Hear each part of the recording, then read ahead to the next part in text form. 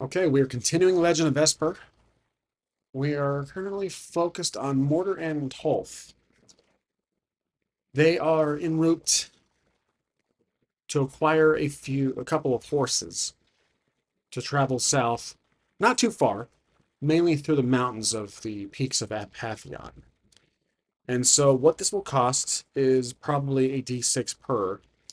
Now, in Chronica Feudalis, you have a purse item that you roll on top of a skill to get the horse, or to get the item. And based on the rules, the item or the skill that's associated with that item is ride. And that's with the horse. But to buy, to rent a horse, basically, like the joke from the Robin Hood Men in Tights, we basically have to use, I think, a skill that, or not necessarily a skill, but I think just the item. So we're not really like trying to negotiate or uh, entice the seller or the stable. So the team, both of them find the stables, and they are going to have to roll 2d6. It's a team effort. So let's go to our dice tray. And they have, in terms of their purse, Wolf has the largest purse. He's T6. And so does Mortar. He also has a D6, which gives us 2d6 against the ranking. I'm deciding this is an opposing roll. So we will do a d6, which is the cost of, well, let's do two horses. Throw. And let's see. Left is Hulf, right is Mortar. So Hulf was able to afford it with a 6 against a 6. And for Mortar, he was the 3. He's against the 4. So basically, I think with that rule, when you buy, when you can't, your die matches the price of the item. You can afford it, but you have to lower your purse down by 1. So to afford it. So basically, I'm going to lower his purse to D4, and he'll be able to get his own horse. If he was at a D4, he would not have been able to afford it. Okay, so they both have horseback, and now they are going to leave on their way to the Esper Peak, the Pantheon Mountains. In doing so, they arrive just to the very base of the mountain range. They're taking the same route that, let's say they're taking the same route that Mortar took long ago, so he has experience with this. Not long ago, just a few arcs ago. And then there's a turn, but before we get there, before we get to the actual mountain range, let's roll to see if anything happens. So we'll go to Oracle, and we're going to basically do subject first. 18, that's going to be the intellectual. Okay, and the action, another 18. Wow, okay. Move. The intellectual move. Interesting. The intellectual move. Well, that could be either someone is blocking our way who is not exactly, who's fairly intelligent, or this could be coming from one of our characters. Well, the intellectual move might be in Mortar's court because he had experience with this route, with this path.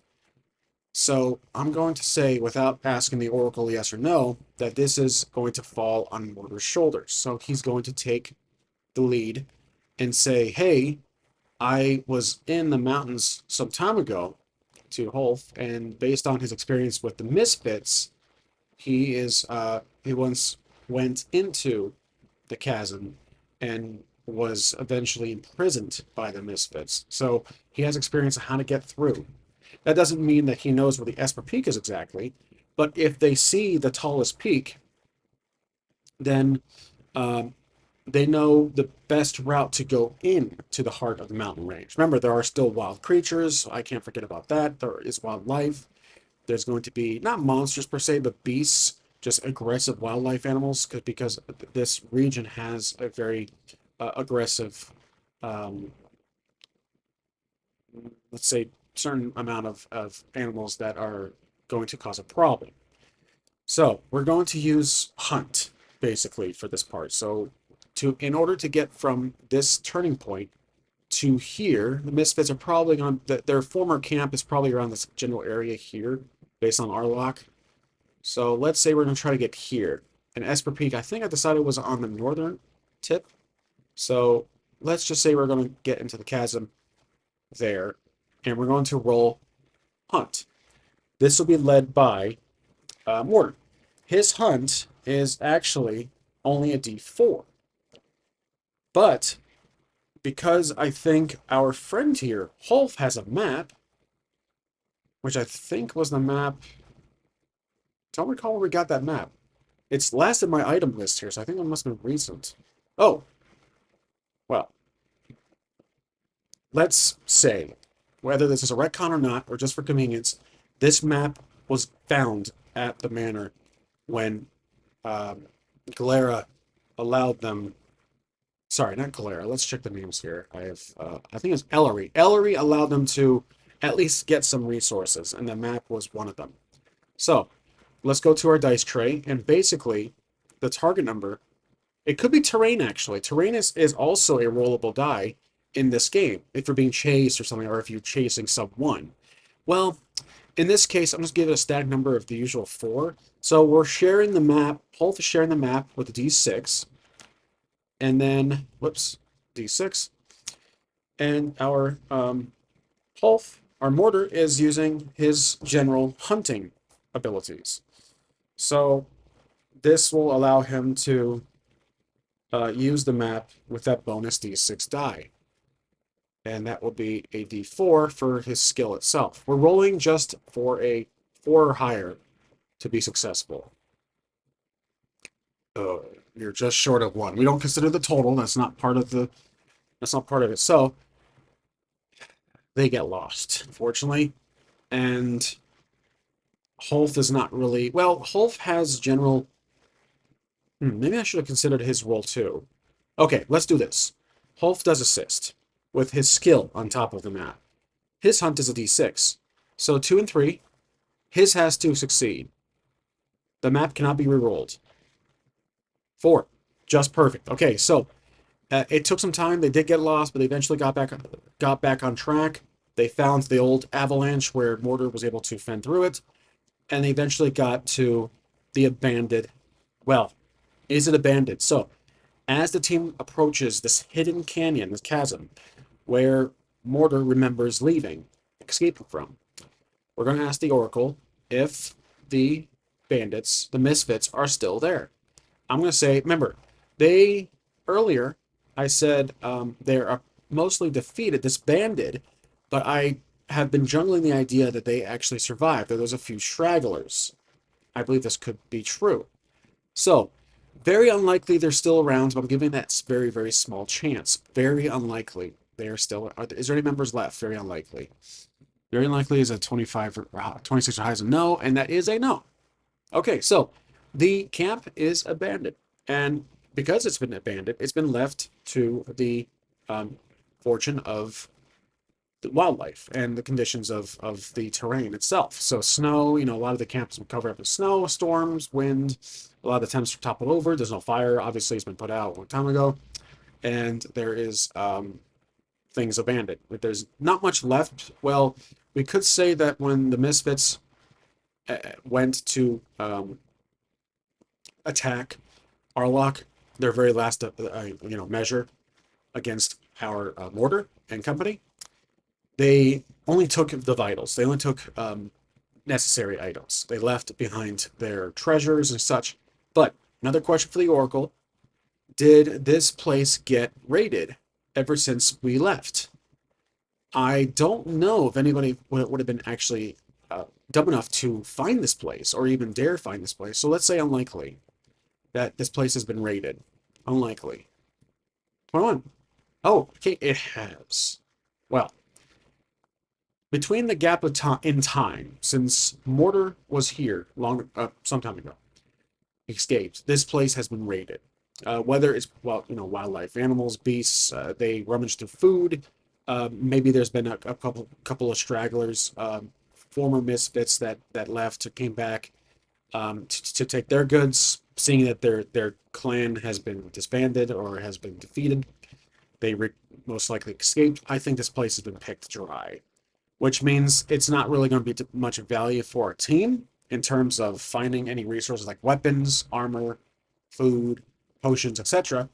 They are going to have to skip by and just explore the sites beyond that.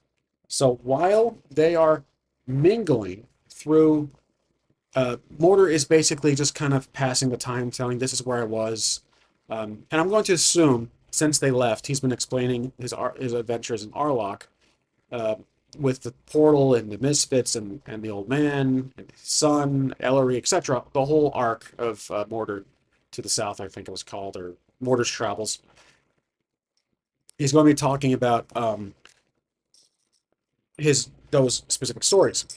Now, I almost forgot to fill my six ardor points for both characters. Because of that, um, Mortar says this is where I was imprisoned. He shows the open cells, and again, it's been picked dry. There's nothing there. And that's where Hulf says, "Well, this place looks like it's been picked dry. We have to continue. We have to keep going." Remember, they're on horseback. They're just kind of looking around on horseback. And Mortar, being the one who's lived here the longest in the northern island, he is the his home is Corwood.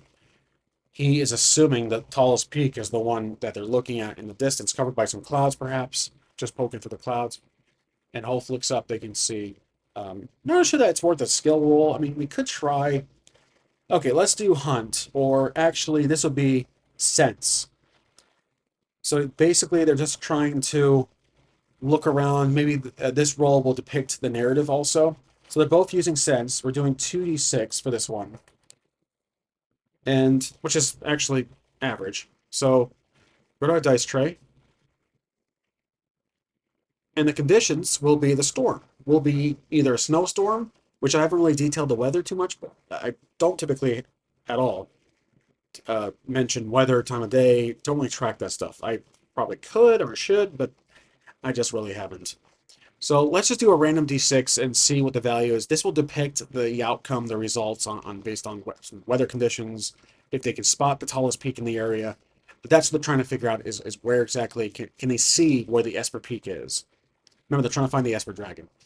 And they have one success. Okay, I'm going to say, because I've been saying the left d6 is Hulf, based on how I have my cards arranged here. The right d6 is Mortar. Hulf, well, yeah, so 5. I don't know why the numbers are flipped based on the results, but whatever. The 5 is Hulf.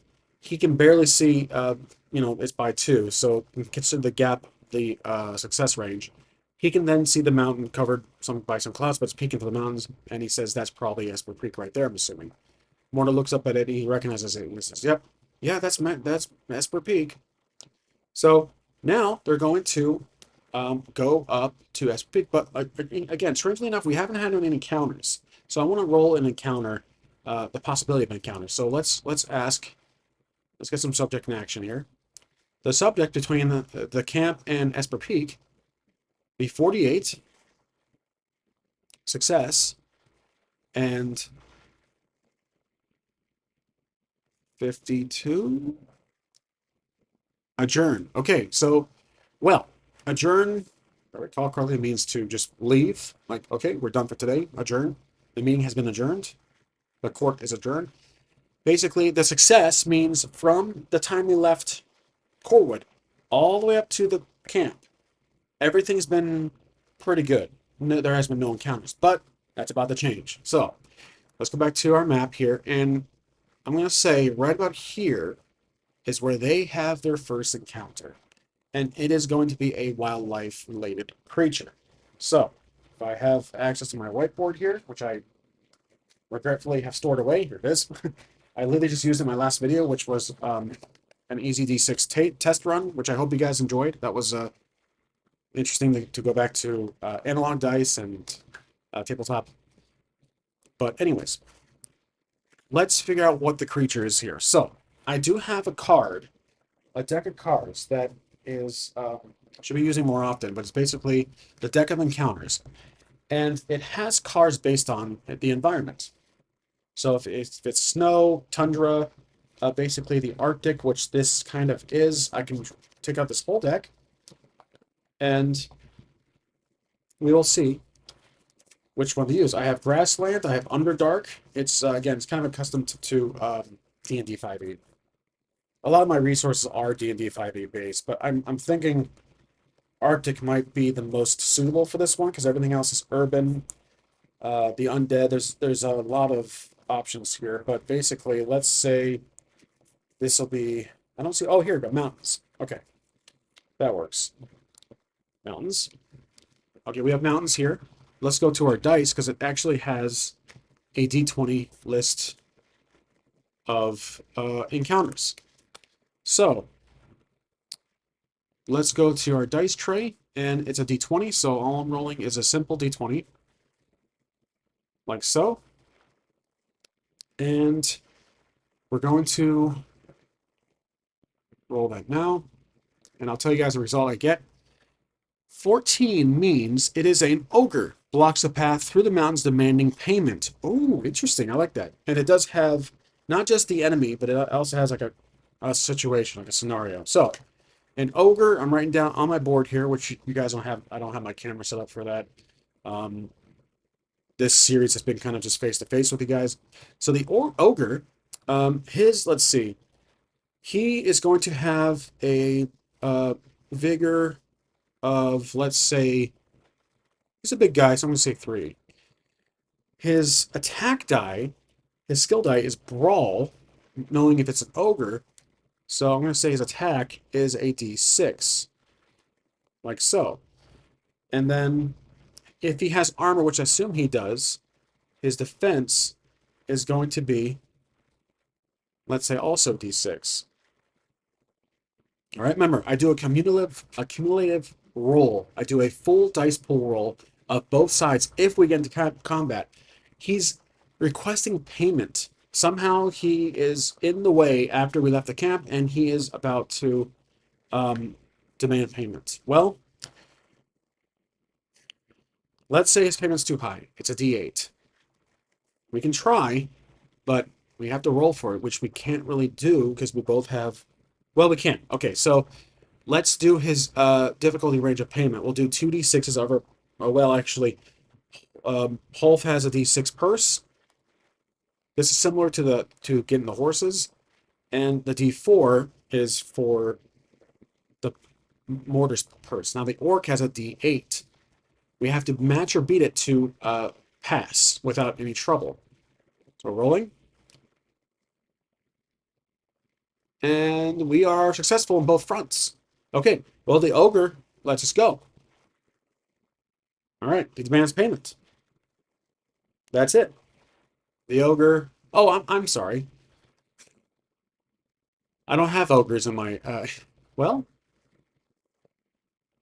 Here is a plot hole. I wrote myself into a corner here. Most of my world is humans. There are a few...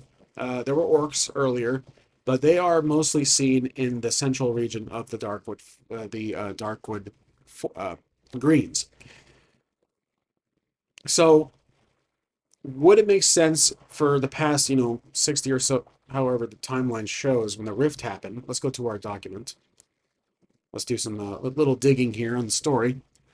Let's see, timeline. The Great Rift happened... I think I actually took that out. Travels, Expo campaign. You know what? I completely forgot to mention something to you guys. I took out the Great Rift. So here's what happened. I remember now. I thought it was silly. and I think I was talking about it in a prior episode, but never recorded it, or I never decided to use that take and I re-recorded that episode, and I completely left out that lore dump. But here's the thing: I took out the Great Rift. The attack on Ashford still happened, but there was no rift. So what this means is that to a very small extent, there is fantasy, other fantasy species in this world. So let's say the ogres occupy the Pantheon Hills Mountains range. There we go. So perhaps they are more common in the higher terrain. Okay, well, you know what? I'll go with that. That's fine. Okay, so the ogre, who I now realize um, is has been adapted properly to my lore, allows us to pass. So we pass. No problem. We'll keep the mountain one out of. I'll keep this mountain card close by. So now, with that being said, we are going to roll uh, if we are able to find or get to the peak. Because now, remember, it's going to be colder, so more harsh conditions based on not just the temperature, but wind and snow. Blizzard-like conditions. So we have to roll for survival here. This will be a willpower roll and a few others. Hunt can also be considered. So let's do a few things here. Look at my sheets here. Let's roll against a dice. A die based on conditions. Let's say it's difficult. So we'll say it's a D8. And looking at our character cards, we'll also include some items if necessary. But we're using willpower, which for Wolf, I'm surprised is a D4. I'm going to bump that up. I'm going to give him a bump up to D6. That doesn't really make sense. For everything he's experienced, a D4 doesn't seem necessary. Or it seems too low. Okay. Mortar, he's also D4. I'm also going to bump his up to D6. So, yeah, I think that makes the most sense. They've been through quite a bit. Even though he's younger, he's a younger brother, I think that's suitable. So, willpower. This is a, just for the moment, we're doing a D6 for both of them. That's two D6s. And then Hunt is another D6 and a D4 for Mortar. That makes sense. Hulf is more of the Ranger. Mortar's more the Thief, the Rogue. So we have 4 total dice against the D8. Let's see what happens. This is to get up to the top of the peak, to find the Esper Castle or whatever it is. Okay, so we have... How many successes we got here? We have 1, 2, 3 successes, which is great. They are able to find the peak. So those 3 conditions work out. And I'm allowed to roll that many dice because of they both have full health. I almost forgot about that. Can't roll more than your, I don't think I've done that so far, but you can't roll more than your, how much health you have, bigger. So now they are at the top, at least they're on the final climb of the Esper Peak. And they see stones. They see a cobblestone path that seems to be not covered by the snow. As they get higher, the clouds, the fog, the clouds, the clouds, the visibility increases, the clouds diminish, go away, and there's less snow. There's just snow left on the ground on the side, but looks like this path has been, there hasn't seen much snow in a while. So they get to that very point in the elevation where you're walking above the clouds, and it's just a gorgeous view. You can see some of Corwood in the distance, but basically they approach a giant. This is what the vision that Mortar had. They see the giant doors, these huge, vast stone doors, almost like a gate, a wall that's surrounding the top of the peak. And it's these massive stone doors. And Hulf can feel a strange warmth coming from his side. And it's the sword, the magic sword that he still has on him. It is very warm. He kind of grabs the handle and knows it is indeed warm. He's looking at it, make sure it's not catching fire. And Mortar is just mesmerized by what he saw in his vision to be accurately exactly the same he's looking at now. He approaches the doors, and they're just looking up. Holf walks up cautiously. He's also looking up, determining any risks here. How did they get in? What's around the area? Are they in danger? All that stuff. So, let's ask the Oracle what happens here. Subject matter? Let's see. As they stand at the doorway, 52. Dispute. Action. 5. Recruit. Well, okay. Dispute. Recruit. Dispute could be between the brothers. The recruit can mean the one with lesser experience, who is Mortar. Mortar can say, "This is it. This is what I saw in my vision. It's the exact door. We should go in now. We gotta go." And Hulf, being the more cautious one, he says, "Wait, hold on, little brother. We can't just knock on this door. The master might be inside." So that's the dispute. Basically, Mortar wants to get right in there. Hulf is being cautious and smart about it, being safe, and he got to figure out a way in. So that's all I'm going to do for this episode. They're at the doorway, and they're trying to figure out a way to get in. And that's really it. So a fairly simple episode. Hope you guys enjoyed, and I hope you liked my last video, which was that quick little playtest using Easy D6 as I try to learn that system for the next arc. So, as always, thank you for watching. I'll see you guys next time.